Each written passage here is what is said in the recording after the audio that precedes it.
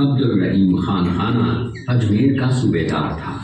जब वो शेरपुर पहुंचा तब इसका पता कुंवर अमर सिंह को चला, जो महाराणा प्रताप के पुत्र थे। अमर सिंह ने शेरपुर छावनी पर अचानक आक्रमण कर दिया। उस आक्रमण में मुगल सेना में भगदड़ मच गई। मुगल सेना को अपनी छावनियों को छोड़कर भागना पड़ा। छावनियों के अंदर से लूटा हुआ माल व अब्दुल रहीम खान खाना, जिसकी बेगम आनी खान को बंदी बनाकर महाराणा प्रताप के सामने पेश किया गया। तब अमर सिंह पर महाराणा प्रताप क्रोधित हुए और कहा, जहां से इस नारी को बंदी बनाकर लाए हो, इसे पुनः ससम्मान लौटा करो। महाराणा प्रताप ने कहा, हमें नारी से कोई दुश्मनी नहीं है, हमें तो देश विद्रोहियों से दुश्मनी है, जिन्होंने चारों तरफ आतंक फैलाया है। महाराणा प्रताप के आदेश का पालन करते हुए कुंवर अमर सिंह ने उस मुगल नारी को ससम्मान छावनी तक पहुंचाया। इस प्रकार महाराणा प्रताप ने अपने क्षत्रिय राजपूत धर्म का पालन किया और पराई स्त्रियों को मां, बेटी और बहन का दर्जा दिया। ये है महाराणा प्रताप का चरित्र और नैतिक उदारता का परिचय। ये देखते हुए सभी अतिथि आगे की तरफ चले। दौड़गढ़ का दृश्य देखा। उसी किले के अंदर की ये घटना है। मेवाड़ की एक ऐसी मां थी जिसने अपने पुत्र का बलिदान देकर राजवंश की रक्षा की थी। उस मां का नाम पन्नाधाय था। पन्नाधाय जाति से गुर्जर थी। वो एक राजकुमार की धाई मां थी। दूसरी तरफ हाथ में तलवार लिए खड़ा ये बनवीर सिंह एक दासी पुत्र है। ये कुंवर उदय सिंह की हत्या करके मेवाड़ की राजगद्दी प्राप्त करना चाहता था। एक रात्रि बनवीर सिंह को मौका मिला। वो राजकुमार उदय सिंह के बड़े भाई विक्रमादित्य सिंह की हत्या करके राजमहल की तरफ आगे बढ़ा। इसकी सूचना पन्नाधाय को लग गई। कुछ समय तक पन्नाधाय चिंतित हुई। तभी पन्नाधाय ने अपने पुत्र चंदन को राजसी कपड़े पहनाकर पलंग पर सुला दिया और उदय सिंह को एक टोकरी के अंदर छिपाकर पत्तों से ढक के महल के बाहर निकालकर गुप्त रास्ते से कुंभलगढ़ भेज दिया। बनवीर सिंह जब तलवार लेकर राजकक्ष में आया तो उसने पन्नाधाय से कड़क आवाज में उदय सिंह के लिए पूछा, तो पन्नाधाय ने चंदन की तरफ इशारा किया।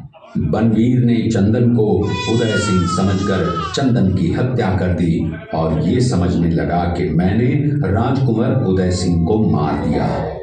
वही राजकुमार बड़े होकर राजा बने और अपने नाम का उदयपुर नगर बसाया, जो यहाँ से 40 किलोमीटर दूर है।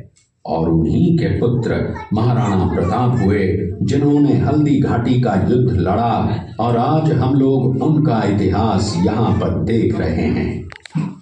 ये देखते हुए सभी अतिथि आगे की तरफ चले। ये घटना महाराणा प्रताप की वीरता को दर्शाती है। एक समय नरभक्षी बाघ का आतंक छाया हुआ। महाराणा प्रताप ने उस बाघ का शिकार कर उस बाघ को मार डाला। ये घटना महाराणा प्रताप की वीरता की प्रतीक है। कृपया अब आप सब पीछे की तरफ। प्रतिज्ञा का पालन करते हुए महाराणा प्रताप ने प्रतिज्ञा की थी कि जब तक अपनी मातृभूमि को शत्रुओं से मुक्त नहीं करा लेता, तब तक न तो मैं महलों में रहूंगा, न किसी धातु के पात्र में भोजन करूंगा, न किसी गद्दी के बिछौने पर सोऊंगा। पत्ते ही भोजन के पात्र होंगे, जमीन ही बिछौना होगा। इस प्रतिज्ञा का पालन उन्होंने 21 वर्षों तक जंगलों में रहकर किया।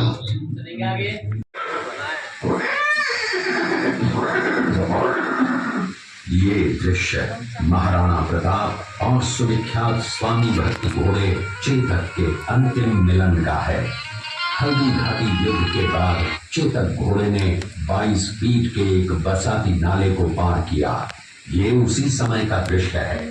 पास में खड़े महाराणा प्रताप के छोटे भाई शक्ति सिंह हैं, जो पहले मुगल सेना में थे।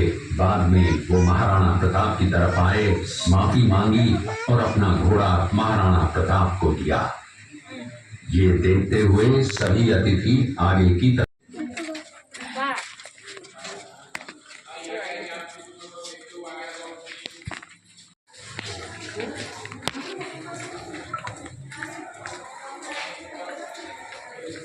पूरा 120 हाँ।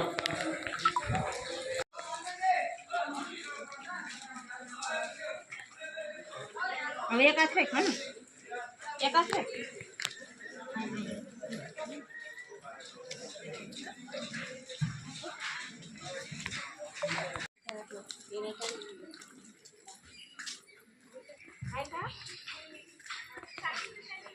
જો હલ્દી ઘાટીની બધી નજારો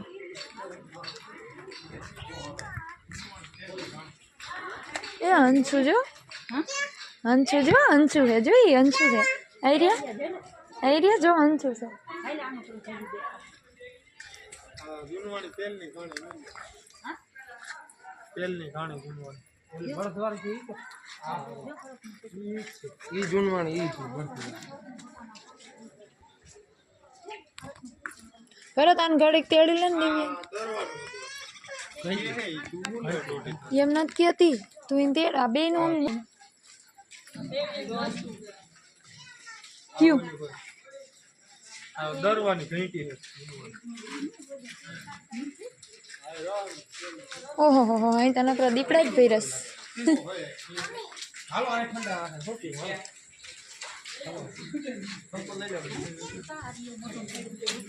જો અમને જોવા ગઈ ને દે ભાઈ આમ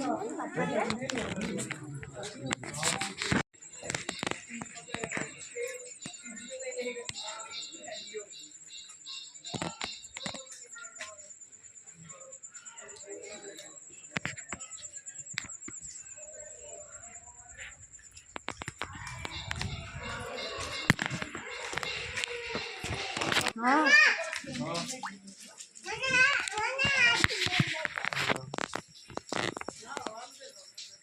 आलियो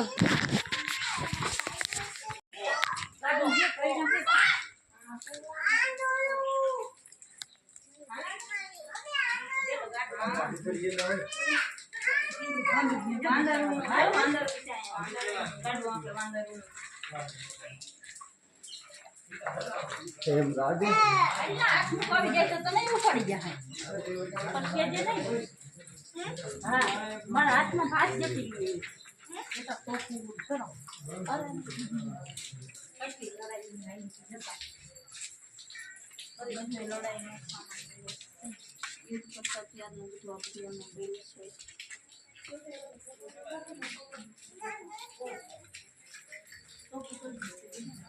જરા અંદર કેવું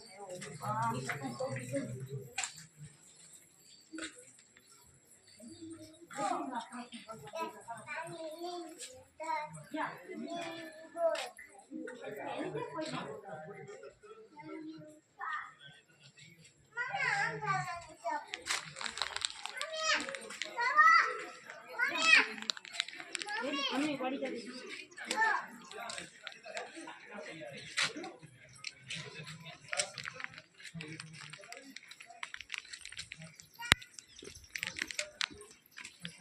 आपको